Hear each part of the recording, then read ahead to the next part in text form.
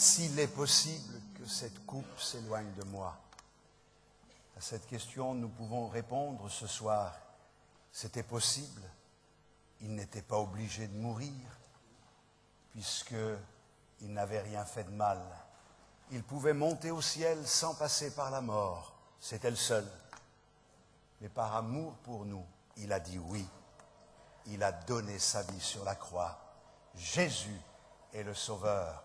Et si lui a dit oui, je souhaite de tout mon cœur que toi, tu dises oui à celui qui t'appelle ce soir.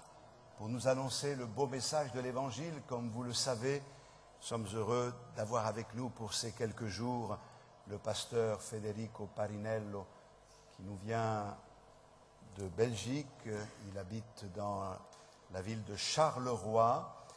Il est avec nous jusqu'à mardi. La mission dure jusqu'à dimanche. Que le Seigneur le bénisse ce soir sur le thème « Jésus est le chemin, la vérité et la vie ». Que Dieu vous bénisse et que Dieu bénisse son serviteur. Est-ce que ça vous tente de chanter encore en italien comme hier, hein? Pace del Signore. Hein, tantôt, quand je suis arrivé, il y en a plusieurs qui m'ont salué avec ce beau mot qui me met un peu de joie au cœur. Alors, on va chanter dans toutes les langues, hein, encore une fois. Amen. On veut vraiment louer le Seigneur. Amen. Alors, on va le faire ensemble. On va chanter ce chant. Alléluia. Amen. Alléluia. En douceur. Alléluia. Alléluia. Alléluia. Invoquons le nom du Seigneur. Alléluia. Alléluia. Alléluia. Amen, amen, amen. Alléluia. Alléluia.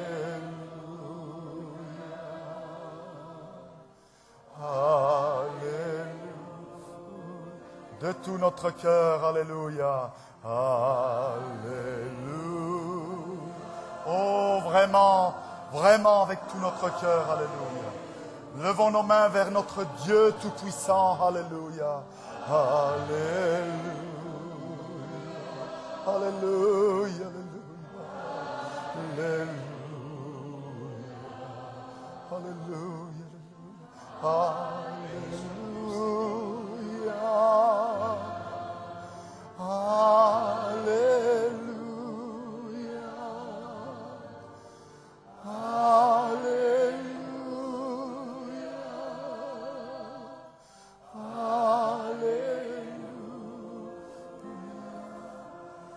Je ne sais pas si nous sommes vraiment convaincus que Jésus est au milieu de nous.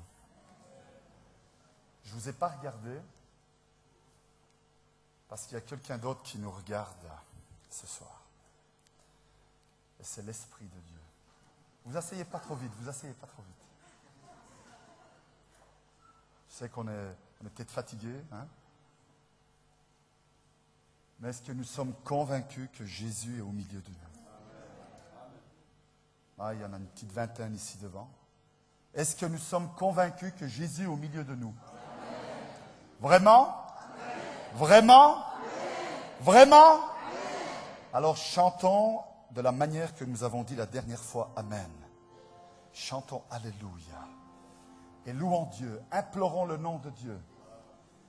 Si vous vous rappelez, hier, je vous ai dit qu'il y en a peut-être à côté de nous qui ont un besoin particulier. Je me sens vraiment de le répéter encore une fois. Et tu ne le sais pas, je ne le sais pas. Mais lui, il le sait. Alors invoque le nom de Dieu pour qu'il agisse aujourd'hui. Aujourd'hui. Pour que tu puisses trouver finalement un sens à ta vie. Amen. Chantons-le à nouveau avec tout notre cœur. Alléluia. Alléluia. Alléluia. Alléluia. Alléluia.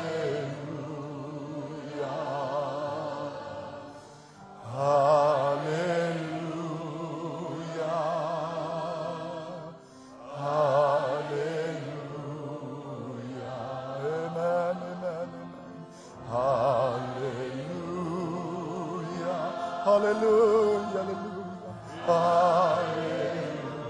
Alléluia, Alléluia, Alléluia. Alléluia, Alléluia.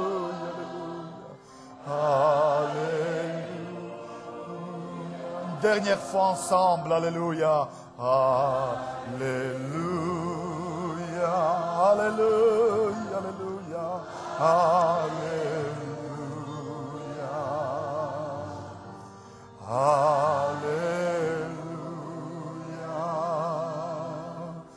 Alléluia.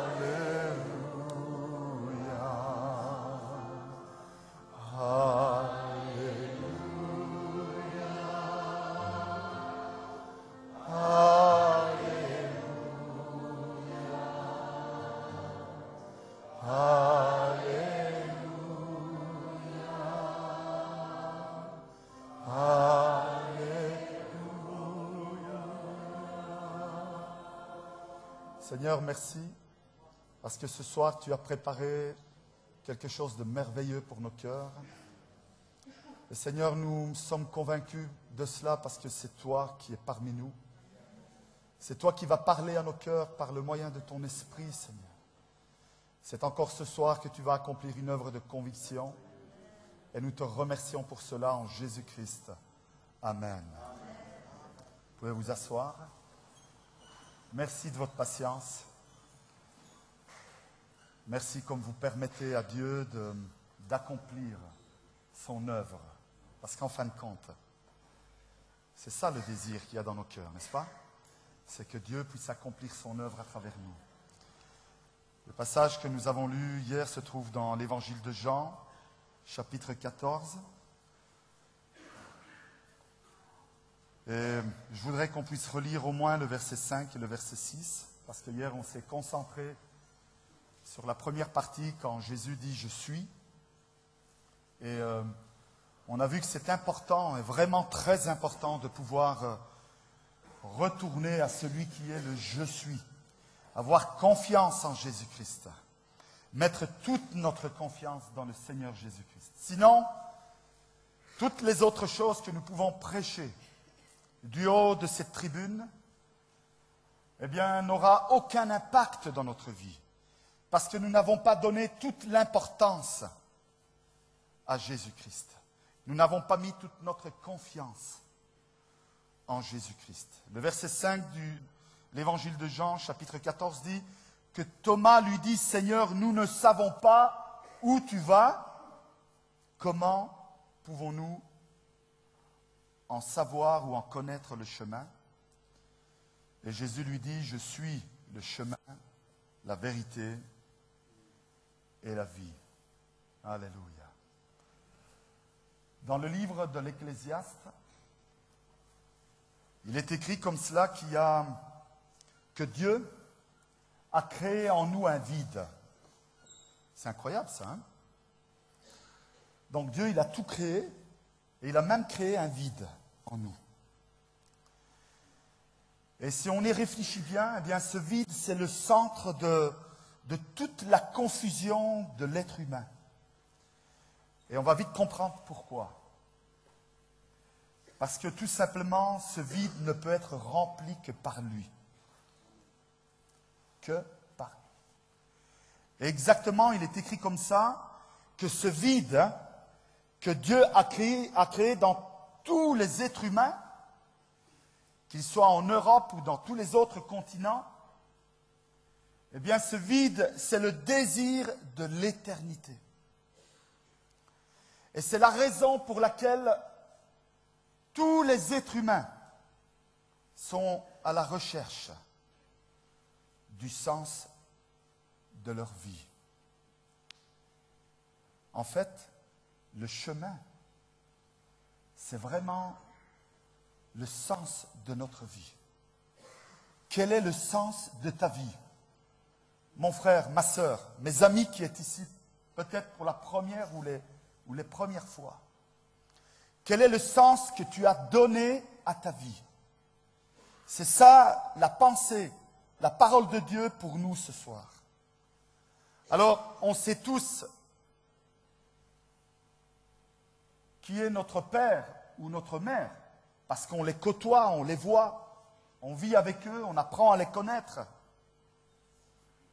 On les voit tous les jours de comment ils nous parlent, de comment ils nous enseignent, comment ils nous éduquent.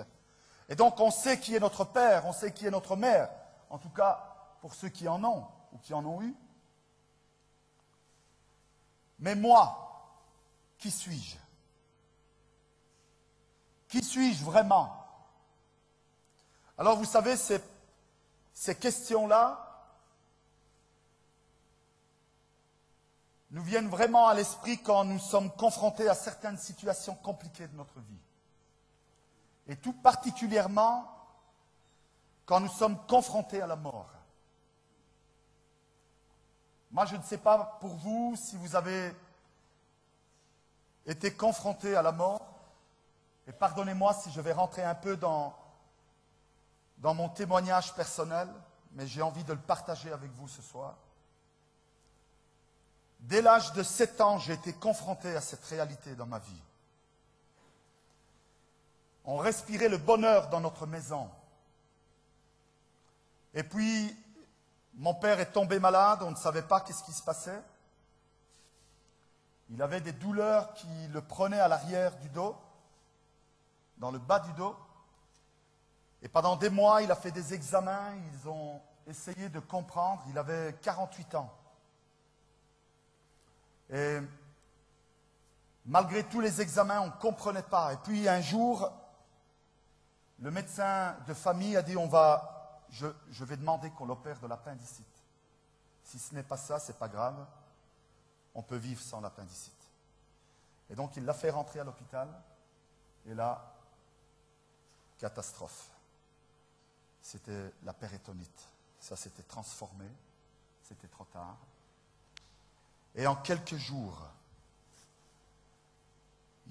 son état s'est aggravé au point d'en mourir. Et je me rappelle de quelque chose de très particulier. Aujourd'hui, je peux en parler avec tranquillité, parce que j'ai trouvé un sens à ma vie. Mais je me rappelle que c'est des souvenirs très forts. Hein? On est venu me chercher à l'école. C'était un mercredi matin. Et j'ai vu arriver mon oncle. Et mon oncle, il a parlé avec l'enseignante et il lui a dit il faut que je prenne le petit Frédéric.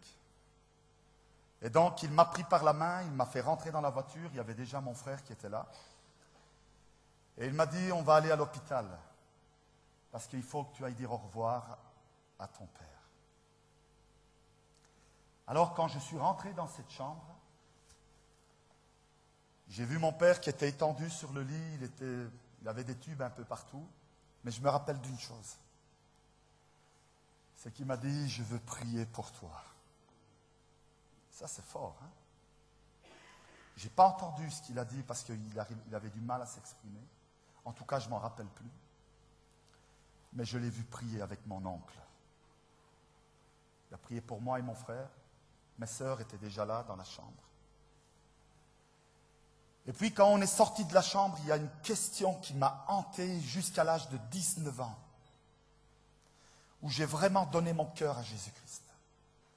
Je vais même dire plusieurs questions ont hanté mon esprit. Et ces questions, c'était où est allé mon père? Dans quel endroit est-ce qu'il se trouve? Est-ce que Dieu existe vraiment? C'est des questions qui vraiment hantaient mon être entier. Et pourtant, j'ai grandi dans l'Église. Pourtant, j'ai entendu des prédications. Mais jamais j'ai ouvert mon cœur à Dieu. Jamais j'ai permis à Dieu de vraiment transformer ma vie. En tout cas, jusqu'à l'âge de 19 ans, je n'ai pas permis à Dieu de le faire. Parce que je ne voulais pas donner un sens à ma vie. Ou du moins, je désirais, moi, donner un sens personnel, comme moi je le désirais, mais pas comme celui que Dieu veut pour notre vie. Et je me suis posé toutes ces questions. Et puis à un moment donné, il y a d'autres questions qui ont commencé à parcourir mon esprit. comment est-ce que je peux connaître ce Dieu-là? Si vraiment tout ce que ces gens-là, ces prédicateurs disent, si tout cela est vrai, si mon oncle, ce qu'il prêche tous les dimanches est vrai, si ma mère, ce qu'elle me dit est vrai, comment je peux connaître ce Dieu-là? Comment je peux le rencontrer? Comment est-ce que je peux lui parler? Est-ce qu'il peut me répondre? Est-ce qu'au moins il m'écoute? Est-ce qu'il m'entend quand je parle? C'est des questions qui hantaient mon esprit.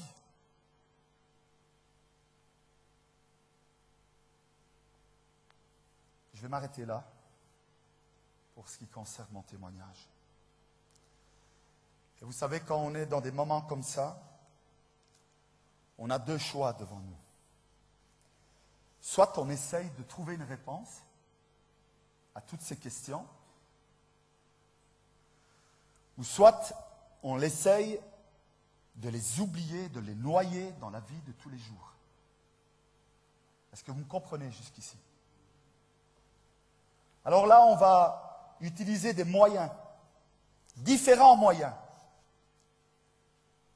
Si on veut comprendre et répondre à toutes ces questions, soit qu'on va se diriger vers Dieu, soit qu'on va essayer de s'excuser. Alors il y en a, ils vont commencer à dire, je suis encore jeune et j'ai bien le temps. J'y penserai plus tard. Il y a peut-être quelqu'un d'entre vous qui est venu aujourd'hui parce qu'on vous a invité. Je ne vous connais pas. Et peut-être que tu es en train de te dire, mais bon, moi, j'ai encore bien le temps. Je n'ai pas trop envie d'y penser maintenant. Toutes ces choses. D'autres disent, vous savez, Dieu, il est bon. C'est pas possible qu'il a créé les êtres humains pour les envoyer en enfer. Un jour, on m'a dit ça. Je ne sais pas si on vous a déjà parlé comme ça. Dieu est bon, il va pardonner l'humanité entière. Mais alors, où elle est la justice de Dieu? Hein? Il y en a qui essayent de s'excuser devant Dieu en disant cela. Il y en a d'autres qui disent, vous savez, quand j'étais enfant, on m'a baptisé. Et je ne sais pas si vous avez assisté à des funérailles de rite catholique, mais au moment des funérailles, on rallume la bougie qui est celle de quand on était enfant, le jour du baptême. Et on fait croire à toutes les personnes qui sont là que parce qu'il a été baptisé quand il était enfant, il fait partie maintenant de ceux qui sont parmi de ceux qui sont sauvés. Et il y en a, ils utilisent ça, ils disent, mais bon, j'ai été baptisé enfant, mes parents m'ont baptisé, donc il n'y a pas de souci pour moi. Et ils s'excusent comme ça devant Dieu. D'autres, ils disent, il y a un dernier recours. C'est le purgatoire. Vous savez, je ne veux pas critiquer, ni encore moins dire des choses mauvaises, mais l'Église catholique a bâti toute une théologie là-dessus, simplement sur un verset de la Bible, qui ne parle pas du tout du purgatoire, mais qui parle de ce péché qui ne peut pas être pardonné ni sur la terre ni dans les cieux, qui est celui du blasphème contre l'Esprit Saint. Lorsque les pharisiens critiquaient Jésus en disant que les miracles qu'il accomplissait, il les accomplissait par la puissance de Belzébuth. Eh bien, ils ont bâti toute une théologie parce qu'ils disent que s'il y a des péchés qui ne sont pas pardonnés ici et ni dans les cieux, ça veut dire qu'il y a des péchés qui sont pardonnés dans les cieux. Vous voyez? Et donc, ils ont bâti toute une théologie là-dessus. Une doctrine. Et une multitude. Il paraît qu'il y a plus de 800 millions, presque 1 milliard de catholiques dans le monde qui croient en ces choses-là. croient qu'il y a une possibilité, là-haut, dans le ciel, de pouvoir se racheter. Et donc, certaines personnes s'excusent en disant, de toute façon, même si je n'ai pas trouvé le bon chemin, c'est pas grave. Parce qu'il y a un purgatoire là-haut. Et je pourrais me racheter. Alors peut-être que tu en fais partie aujourd'hui. Peut-être que tu as cru à toutes ces choses. Parce que tout simplement, on te les a enseignées depuis que tu es enfant. Mais ce n'est pas ce que nous dit la parole de Dieu. On peut fuir à toutes ces questions. On peut essayer de ne pas y penser. Mais pendant combien de temps ça va durer? Pendant combien de temps on va pouvoir fuir la réalité des choses?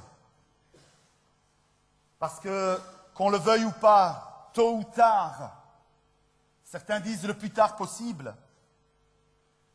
tôt ou tard on devra affronter la mort. Et ce Jésus qui aujourd'hui est notre Sauveur, nous devrons le rencontrer comme notre juge. Et donc c'est important qu'aujourd'hui on puisse l'accepter. Un jour j'ai un collègue de travail qui m'a dit, moi je veux que sur ma pierre tombale, on inscrive ceci, mort contre ma volonté.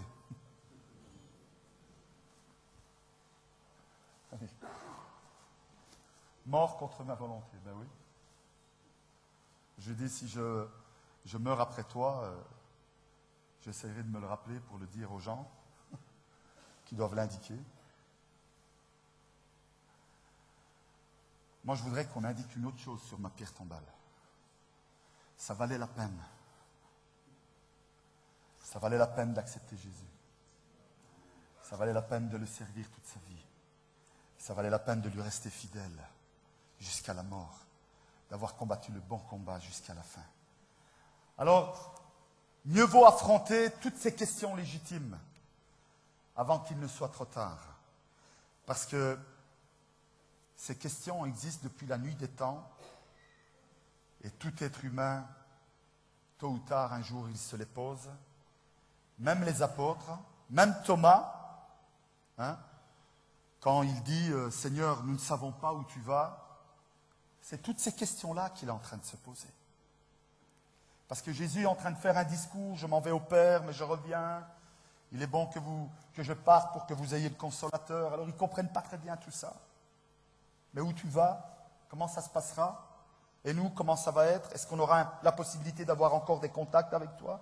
Est-ce qu'on pourra parler encore? Est-ce qu'on te sentira encore? C'est toutes des choses qui étaient dans l'esprit, dans les pensées de Thomas et des autres disciples qui étaient là. Et c'est logique parce que c'est dans la pensée humaine. Mais voilà, le thème de ces rencontres de ces jours-ci, c'est vraiment ça. Jésus dit, je suis le chemin. Mais c'est un problème, ça. C'est une bonne chose, mais en même temps, c'est un problème. Parce que directement, on va se poser la question, est-ce que c'est le bon chemin? Moi, je me la suis posée. Quand j'entendais les pasteurs qui prêchaient, je me disais, oui, mais est-ce que c'est le bon chemin? Ce chemin que Jésus propose, est-ce que c'est le bon chemin? Dernièrement, je lisais un article dans une revue chrétienne qui disait comme ça que dans le monde, on a dénombré aujourd'hui plus de 10 000 religions et sectes. Alors je peux comprendre un peu la confusion qu'il y a dans les esprits lorsqu'on rencontre des personnes dans la route et qu'on leur dit que Jésus est le chemin. Croyez-moi, la première question qu'ils vont se poser, c'est est-ce que c'est le bon chemin? Alors je ne sais pas quel effet ça vous fait à vous de savoir qu'il y a une multitude de sectes et de religions, mais moi, ça fait quelque chose dans mon cœur, ça. En moi, il y a ce désir profond qui naît de vouloir vraiment trouver quel est le bon chemin, quelle est la réalité, quelle est la vie. C'est ça qui s'est passé en moi. C'est que j'ai désiré vraiment comprendre avec encore plus de hardiesse quel est ce vrai chemin. Certains ils disent, bon, on verra plus tard. Mais en moi, ça m'a motivé, ça m'a poussé à vouloir connaître de la manière la plus sûre, la plus exacte possible, quel est ce chemin qui puisse me conduire dans une vie qui soit vraiment digne d'être vécue. Il y a une expression en Belgique, je ne sais pas si on l'utilise ici en France, qui dit que tous les chemins mènent à Rome. Peut-être du temps de Jules César. Mais aujourd'hui, il y a d'autres chemins qui sont venus se mettre entre eux. Et donc, il faut suivre les autoroutes aujourd'hui. Ce n'est plus tous les chemins comme on disait auparavant. Il y en a d'autres qui disent, chacun, on doit choisir son chemin. Je ne sais pas si on vous a dit ça aussi. Quand vous parlez de Jésus aux gens.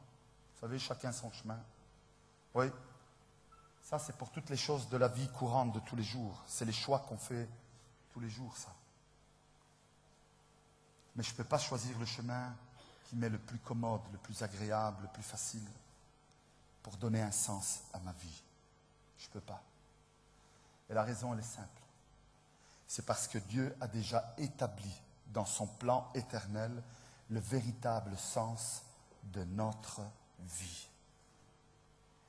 C'est lui qui a déjà établi le véritable sens de notre vie. Il n'y en a qu'un. C'est le sien. Il n'y en a pas d'autre. Oh, quelqu'un pourrait dire, oui, mais bon, là, t'exagères un peu, là. Hein? Non. Le vrai sens de notre vie, c'est la découverte de Dieu. Lorsqu'on découvre Dieu, lorsqu'on apprend à connaître Dieu, là, on va découvrir le vrai sens de notre vie. Tout va changer. Tout va être différent. On va voir les choses avec des autres yeux. Je ne sais pas si vous vous êtes déjà levé le matin et regardé une pâquerette. Il y en a des pâquerettes en France? Oui, hein? Je pensais qu'il n'y avait que des vaches en Belgique, mais non, il y en a en France aussi des vaches. On regarde la pâquerette et on dit, Marc, c'est merveilleux. Ça vous est jamais arrivé? Et puis on entend un oiseau qui chante et on dit, c'est formidable. Certains ils disent, oh là là, je crois que le pasteur, il est un peu... Il a perdu le sens. Non, non, croyez-moi. Lorsqu'on découvre Dieu, lorsqu'on apprend à connaître Dieu, alors notre vie, elle est complètement changée. Tout est différent dans notre vie. On va aborder la vie d'une manière complètement différente. Et mieux on va connaître Dieu, et mieux on va se connaître soi-même. Réfléchissez un peu à tout ça. Peut-être que maintenant c'est un peu... Mais je prie Dieu que ces paroles puissent vraiment s'ancrer dans votre cœur, dans votre esprit, et qu'ils portent leurs fruits. Mieux on connaît Dieu, et mieux on se connaît soi-même. C'est pour ça que Jésus dit, je suis le chemin.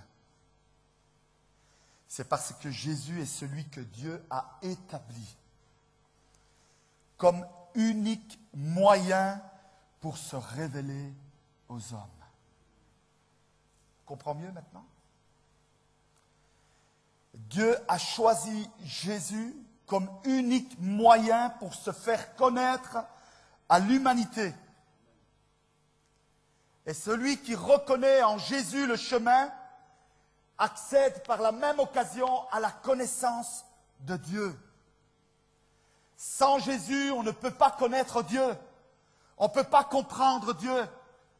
On ne peut pas comprendre le plan de Dieu pour notre vie. L'unique moyen de comprendre ces choses-là, c'est par Jésus-Christ. C'est pour cela que Jésus dit, celui qui m'a vu a vu le Père, et celui qui me connaît, connaît aussi le Père. Formidable, n'est-ce pas? Ça prend tout un sens maintenant, ces paroles. Hein? On comprend mieux pourquoi Jésus dit ces phrases-là. Certains disent que Jésus est un des moyens, parce qu'il y a plusieurs moyens de connaître Dieu. Et ils disent que Jésus, c'est un des moyens que Dieu a donné pour pouvoir le connaître. C'est faux. C'est totalement faux. C'est un mensonge que le diable veut ancrer dans l'esprit des gens pour les détourner de la vérité. Et je vais vous dire pourquoi. Parce que Jésus n'a pas essayé de tracer, écoutez bien cela, c'est important. Ça, c'est la clé, ça. Jésus n'a pas essayé de tracer un chemin qui mène à Dieu comme tous ces hommes qui sont venus et qui ont apporté des différentes religions. Jésus n'a pas essayé de tracer un chemin qui mène l'homme à Dieu, mais Jésus est celui, oh là là, ça c'est trop fort, qui a tracé l'unique chemin qui vient de Dieu vers les hommes. C'est complètement différent, ça. Moi, j'utilise une expression qui dit c'est une petite différence qui fait une grande différence. Jésus n'est pas comme tous ces hommes charismatiques qui ont tracé un chemin de l'être humain, de l'humanité vers Dieu, mais Jésus est celui qui a tracé le chemin qui vient de Dieu vers les hommes. Parce que c'est Dieu. C'est Dieu. C'est pas l'homme. C'est Dieu qui, dès le moment que l'homme a péché, a manqué le but. C'est ça, péché, c'est manquer le but. Le but que Dieu avait donné à l'humanité, de vivre heureux, dans la paix, dans la prospérité. L'homme a manqué le but, il a désobéi. Il a perdu la confiance en Dieu. Et dès que Dieu a vu que l'homme a péché, il a manqué le but, eh bien, il a établi un plan de salut pour l'éternité. C'est lui qui a établi ce plan. Ce n'est pas les hommes, c'est Dieu. Et vous savez comment il a fait ça? On le sait, hein? Il a envoyé son Fils unique. Jean 3, 16. Afin que celui qui croit en lui ne périsse point, mais il ait la vie éternelle. Et le 17, il est pas mal non plus, parce qu'il dit qu'il n'est pas venu juger le monde, mais sauver le monde. Formidable, hein? Ça, c'est le chemin que Jésus a tracé de Dieu vers l'homme. Il est venu réconcilier les hommes avec Dieu. C'est lui qui a tracé ce chemin. Dans l'épître aux Philippiens, il est écrit comme ceci. Ah, ça, c'est un verset qui est extraordinaire. Si vous voulez noter, c'est dans Philippiens 2, verset 6. Ayez en vous les sentiments qui étaient en Jésus-Christ, lequel, existant en forme de Dieu, n'a point regardé comme une proie à arracher d'être égal avec Dieu, mais s'est dépouillé lui-même en prenant une forme de serviteur, en devenant semblable aux hommes, et ayant paru comme un simple homme, il s'est humilié lui-même, se rendant obéissant jusqu'à la mort, même jusqu'à la mort de la croix. C'est pourquoi aussi Dieu l'a souverainement élevé et lui a donné le nom qui est au-dessus de tout nom, afin qu'au nom de Jésus, tout genou fléchisse dans les cieux, sur la terre et sous la terre. Oh, personne n'y échappe. Force, hein? Et que toute langue confesse que Jésus-Christ est Seigneur, à la gloire de Dieu. La Bible dit aussi dans l'évangile de Marc que lorsque Jésus expira, c'est des petits détails, hein, ça. Parfois on lit dans la Bible et qu'on ne comprend pas toute la valeur que ces versets ont. Il est écrit dans l'évangile de Marc que lorsque Jésus a expiré sur la croix, il y a eu des ténèbres. Il y en a, ils se rappellent de ça. Qu'il y a eu des ténèbres sur toute la surface de la terre, qu'il y a eu des morts qui sont ressuscités, mais ils omettent un détail important, très important. Il est écrit comme ceci que le voile du temple c'est déchirer, non pas de bas en haut, mais du haut vers le bas. Et vous savez, vous dites, bah, c'est quoi un voile? Hein? Vous savez ce que représentait ce voile-là? C'était la séparation du lieu saint du lieu très saint. Et dans ce lieu très saint, ne pouvait y accéder qu'une fois par an le grand sacrificateur pour offrir un sacrifice de repentance pour tout le peuple d'Israël. Une fois par an, il pouvait y entrer. Et là, au moment que Jésus expire, Dieu déchire le voile du haut vers le bas. Ce qui nous permet à nous tous, aujourd'hui, d'accéder à la présence de Dieu. Ça, c'est Jésus qui l'a permis. C'est lui qui a tracé le chemin de Dieu vers les hommes, qui nous permet de connaître Jésus-Christ. Il a ouvert le chemin du pardon. Il a ouvert le chemin de la rédemption. Alors je vais conclure.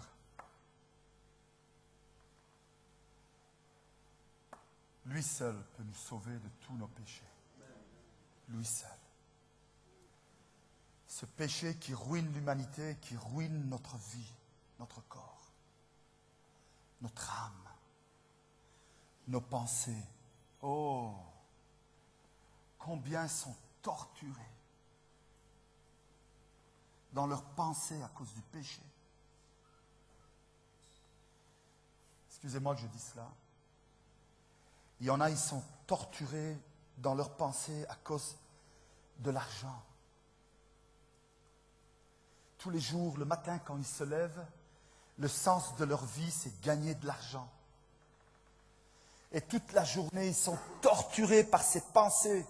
Ils pensent à ça du matin au soir. Et le soir, ils comptent l'argent qu'ils ont gagné. Il y en a, c'est les conquêtes. C'est les femmes, les hommes. Combien ils vont en conquérir aujourd'hui? Et il n'y a que ça dans leur tête toute la journée. Et comme on dit en Belgique, ils chassent.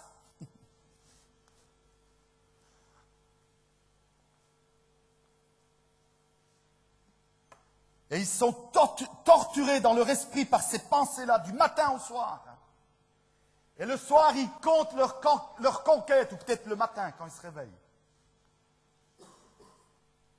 Ils comptent leur conquête. Il y en a que leur esprit, il est tourmenté par la violence. C'est ça le sens de leur vie, pouvoir...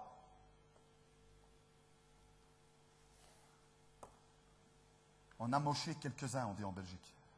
Je ne sais pas si on utilise la même expression. Ce sont des hommes violents. Il y en a que leur sens de leur vie, c'est s'amuser. Et ils vont essayer de trouver un moyen pour pouvoir s'amuser. Mais en fin de compte, ils ne sont jamais heureux. Ils ne sont jamais en paix. Ils ne sont jamais tranquilles. Vous savez pourquoi? Parce qu'ils n'ont pas trouvé le vrai sens de leur vie. Ils n'ont pas trouvé Jésus-Christ qui est le chemin. Pas un chemin, pas un moyen, mais lui, personnellement, il est le chemin. C'est lui le sens de notre vie. Et en ayant Jésus dans notre vie, alors là, on a un sens à notre vie. Le prophète Ésaïe dit, nous étions tous errants comme des brebis. Chacun suivait son chemin, sa propre voie. Heureusement, heureusement que Dieu nous a envoyé le bon berger. Il nous a envoyé Jésus-Christ, lui qui est le chemin, lui qui est le sens de notre vie. Alors ce soir, je voudrais vraiment vous inviter à donner un sens à votre vie. Vous pouvez le refuser. Vous pouvez le reporter à plus tard en vous excusant avec toutes ces raisons que j'ai données auparavant. Hein. Je suis encore jeune, j'ai le temps. Dieu est bon, il pardonne. J'ai été baptisé quand j'étais enfant. Il y a le purgatoire, et des tas d'autres, j'en ai cité que 4. Hein. Mais si ce soir tu veux donner un vrai sens à ta vie, Dieu te donne l'occasion de le faire en acceptant Jésus-Christ dans ta vie. Peut-être que tu as perdu le chemin. Hein? Tu ne sais plus très bien où tu te trouves. Pourtant, il y a des années que tu es dans l'Église. Moi, j'ai grandi dans l'Église. Mais j'ai trouvé mon chemin à l'âge de 19 ans. Parce que j'ai compris que ce n'est pas s'asseoir dans les chaises de l'Église qui fait qu'on est sauvé. C'est quand on accepte vraiment Jésus-Christ dans notre vie. Alors je voudrais vous demander d'incliner vos têtes. J'aimerais qu'on chante un chant pendant que les musiciens peut-être se préparent. Ce chant dit « À la croix, je me prosterne ». Et avant qu'on chante ce chant et qu'on puisse faire un appel, je voudrais vous dire encore ces quelques mots. La venue de Jésus sur la terre, sa mort et sa résurrection nous ont ouvert une nouvelle voie, celle de la vie, celle de la bénédiction, celle qui nous permet d'être auprès de Dieu, de lui parler, d'accéder à sa présence. Parce qu'aujourd'hui, il n'y a plus rien qui nous sépare entre nous et Dieu. La Bible nous dit qu'autrefois, nous étions sans espérance, sans Dieu, dans ce monde perdu. Mais maintenant, en Jésus-Christ, nous avons accès auprès du Père. Et le psalmiste dit aussi, je garde mon pied loin de tout mauvais chemin, afin de garder ta parole. Alors laisse-moi te poser ces deux questions. Dans quel chemin te trouves-tu aujourd'hui? Jésus dit qu'il n'y a que deux chemins. Un qui est large et spacieux, où tout est permis, mais il porte à la mort éternelle. Il nous porte loin de Dieu. Par contre, le second chemin est étroit, il est tortueux, il est difficile, mais il porte à la vie éternelle. Lequel choisiras-tu aujourd'hui? Chantons ce chant.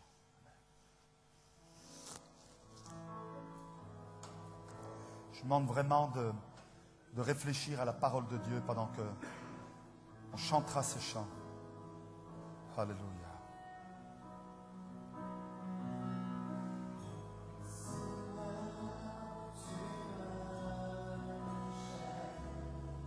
Alléluia. Tu me connais. Et si je t'oubliais, je sais que tu m'aimes. Ta sainte présence, elle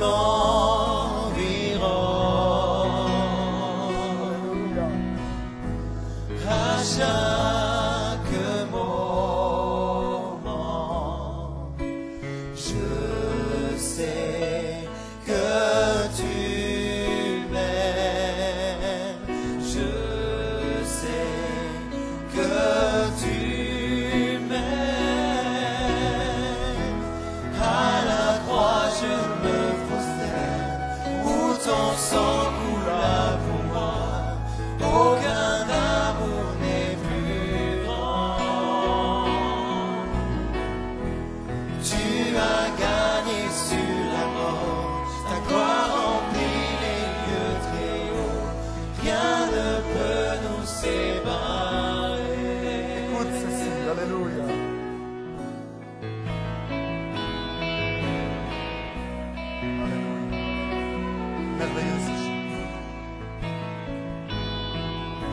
traces le chemin.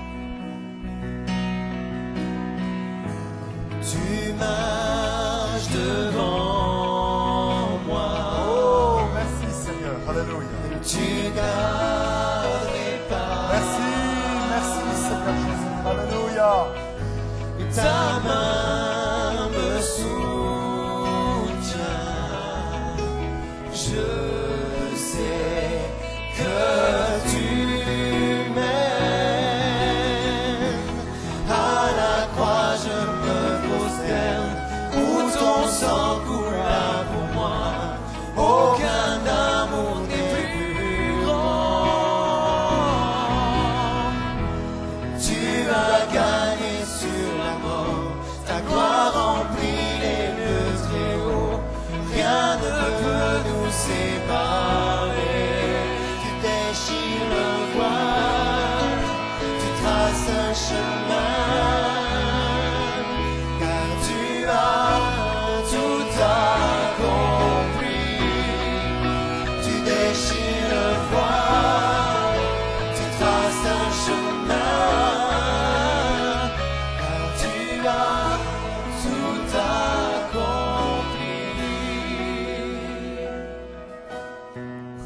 Si tout s'effondrait devant mes yeux, Merci Seigneur. Alléluia. et tu resterais là, je sais que tu m'aimes, je sais que tu m'aimes. À la croix je me prosterne, où ton sang coula pour moi. Aucun amour n'est plus grand. Tu as gagné sur la mort, ta gloire remplit les lieux très hauts. Rien ne peut nous séparer. Tu déchires le voile, tu traces un chemin, car tu as tout accompli. Tu déchires le voile, tu traces un chemin, car tu as tout accompli. Alors mon frère, ma soeur, mes amis en Jésus-Christ, pendant que nous avons les yeux qui sont fermés et que nous prions et nous implorons le nom de Jésus-Christ, je voudrais vraiment t'inviter ce soir à accepter dans ton cœur ce Jésus. Ce Jésus qui a déchiré le voile et qui trace le chemin. Ce chemin de la rédemption, du pardon. Ce chemin de la vie éternelle. Ce chemin qui donne un sens à ta vie parce qu'il te permet de connaître Dieu. Alors si c'est le désir qu'il y a dans ton cœur, je voudrais t'inviter à lever ta main, afin que nous puissions prier pour toi. Nous puissions prier avec toi. Je sais que c'est un choix difficile. J'ai mis beaucoup de temps pour prendre ma décision. Mais c'est un choix important. C'est un choix vital. Parce que le lendemain ne nous appartient pas. Je ne veux pas être un prédicateur de la peur. Mais nous ne connaissons pas de quoi sera fait notre futur. Nous ne savons pas de quoi est fait notre lendemain. Alors je veux vraiment t'inviter ce soir à prendre une décision pour Jésus-Christ. Fais-le. Parce que Jésus t'aime. Et vous qui avez levé votre main, si vous avez ce désir, qu'on puisse prier ensemble. Même si tu es seul, ne t'inquiète pas. Ne t'inquiète pas pour les autres. C'est ton salut à toi, c'est ta vie éternelle à toi. Ce n'est pas important que les autres soient d'accord ou pas, ou ils veulent le faire ou pas. c'est important que toi, tu prennes ta décision. Si tu as levé ta main et que tu veux vraiment qu'on prie avec toi, je voudrais t'inviter à venir ici devant. Sois courageux, fais cet autre pas. Tout le monde a les yeux fermés. Personne ne te regarde. C'est toi et Jésus, uniquement. Est-ce que tu veux venir? Je voudrais vraiment prier avec toi, vous tous qui avez levé vos mains. Je voudrais vraiment passer un moment dans la prière avec vous, pendant qu'on va peut-être chanter un autre chant. Amen. Sentez-vous libre, vous qui avez levé votre main, de venir ici devant pendant qu'on chantera ce chant, afin que tu puisses entrer dans ce chemin qui porte à la vie éternelle. Entrer dans cette éternité. Alléluia. Alléluia.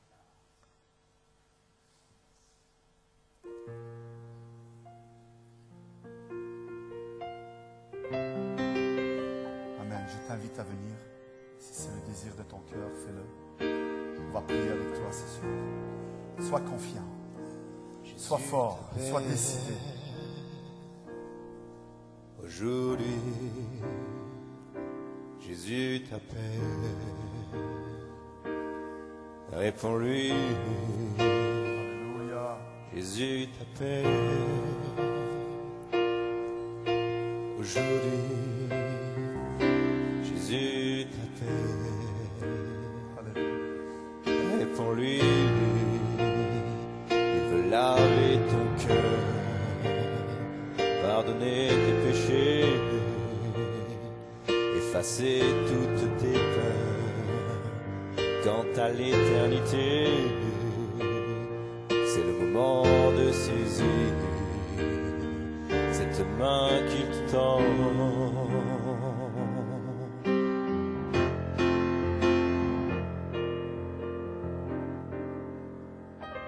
Jésus t'appelle. Aujourd'hui, Jésus t'appelle. Réponds-lui. Seigneur,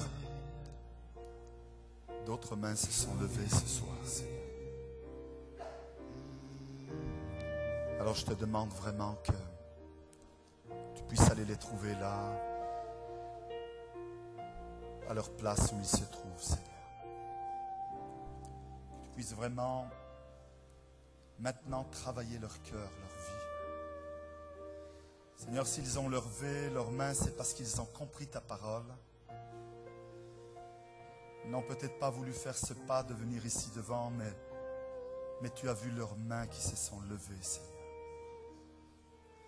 Et je te demande de, toi, aller à leur rencontre là, où ils se trouvent à leur place, Seigneur.